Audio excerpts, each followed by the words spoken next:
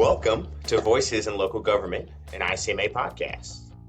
My name is Gabe Darty, and today we're discussing the Economic Recovery Corps program with Sydney Davis, a current Economic Recovery Corps fellow working with the National Coalition for Community Capital across Michigan, working to support local investing in the region. Welcome, Sydney. Thank you. Now, the Economic Recovery Corps program, or ERC for short, is funded by the Economic Development Administration, the EDA, and it's led by the International Economic Development Council, IEDC. The program is designed to help communities build long-term economic resilience by investing in people, nurturing relationships, and strengthening local systems. 65 dynamic fellows, from accomplished entrepreneurs to nonprofit professionals, from veterans to passionate community leaders, have spent the last 2 years in communities all over the country, large and small, working to deliver lasting impact. The website for more information on this program is the economicrecoverycorps.org, and it'll be linked wherever you're listening to this podcast at. Now, Sydney, can you tell us what drew you specifically to the ERC program and what makes this program unique, especially in how it builds long-term capacity and support for both fellows and hosts?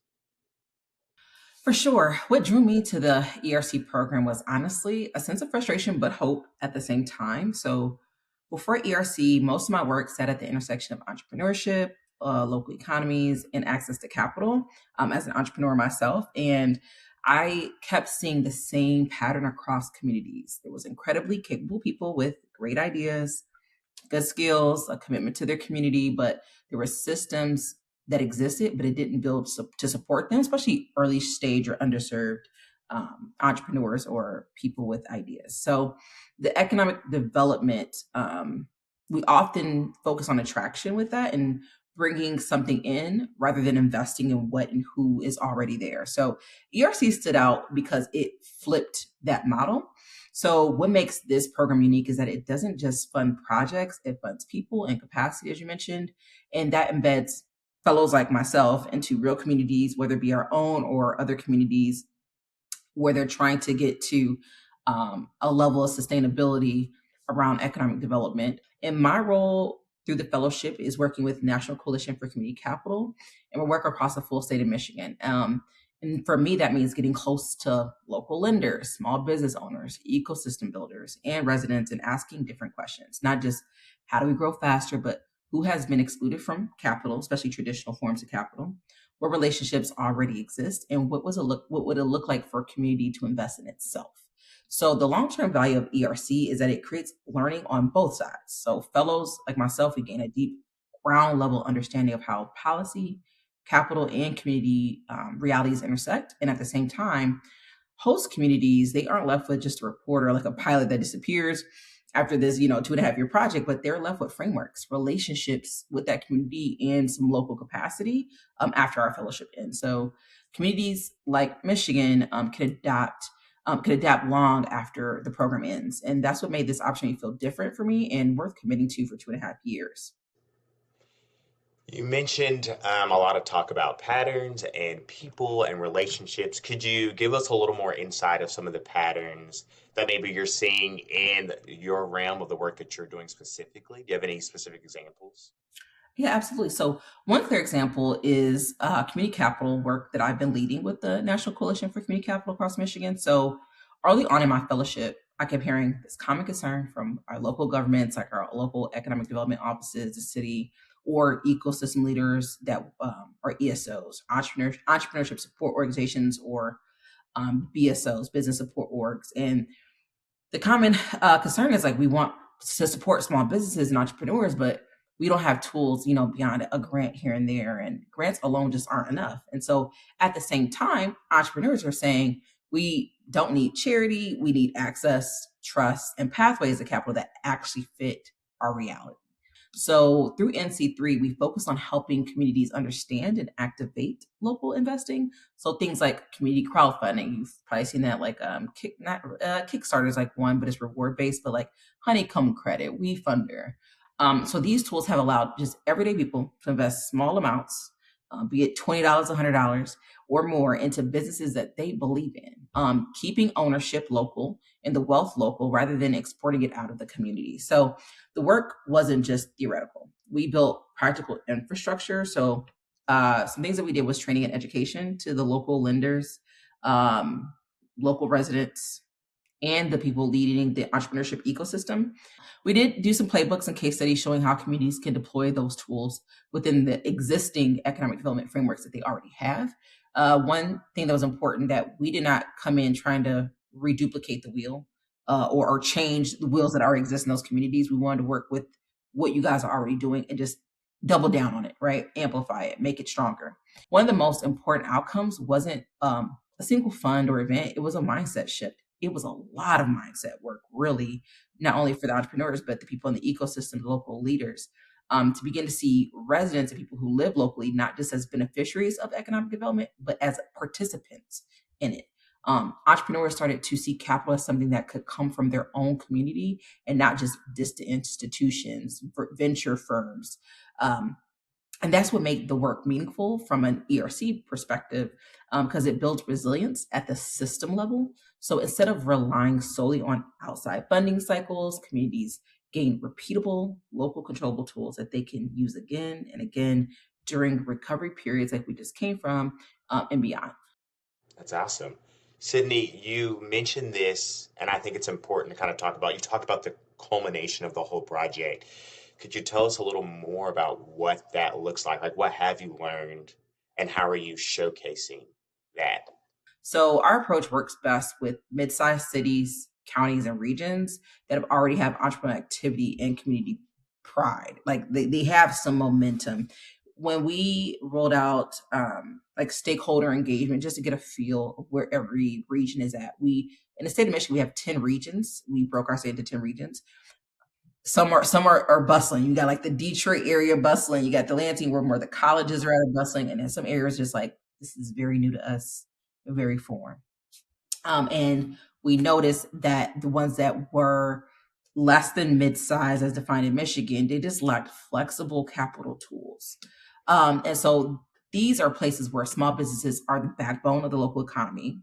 Residents care deeply about what happens on their main street, and where traditional economic development incentives just don't reach most local entrepreneurs. They sometimes don't even hear about it. So the leaders who benefit most are the economic development directors, city managers, and ecosystem builders who are asking, what do we do after the grants run out? They're not looking for a flashy pilot. They want tools that could be embedded into how their community operates, something that's repeatable, replenishable over time, not just launch and then we don't know when the next window of grants opening where you can get funding. And the entrepreneurs this matters most for are going to be locally rooted business owners. And so what makes the ERC work effective is that it does meet both sides where they are. It doesn't ask local governments to become financiers overnight. It doesn't ask entrepreneurs to contort themselves to fit capital models that weren't designed for them. Instead, it introduces community capital as a bridge, a way for residents, the governments, businesses to participate together in economic growth. This lesson that I think other communities can take from Michigan, and what we've done through the last 2.5 years is sustainable economic development isn't about doing more. It's about doing what fits. And every state and every ecosystem is going to be different. But when you align capital tools with the realities of your local businesses and the values of your residents, you don't just recover. You build something that can endure over time. Right. Wow. Thanks for that, Sydney. I do want to shift just a little bit, with your perspective, being in this program for 2 years. What has driven the success of this program in Michigan specifically? The ability for people to be open to relearning. A lot of people sometimes in the ecosystems have been in these positions for years. They've been doing the work at the local level for years. And then when we came in with community capital, it is, so to speak, teaching a new way of looking at, raising funds for small businesses, raise ways that you look at your role. One of the things I like when I go to stakeholder meetings is at the table, they're usually program managers for entrepreneurship support orgs, they're executive directors, they're entrepreneur in residences. And you see yourself as just like, I just help entrepreneurs, teach them this. The work you're doing is economic development. You're helping these people create work that will employ people, that will fund taxes, that will actually generate wealth, not only for them, but the community. How do you feel like the lasting impact of this work and your engagement in ERC has changed the way that you think about economic development? Working through this fellowship, especially alongside communities across Michigan, made it clear that economic development isn't just a technical function, it's a relational one.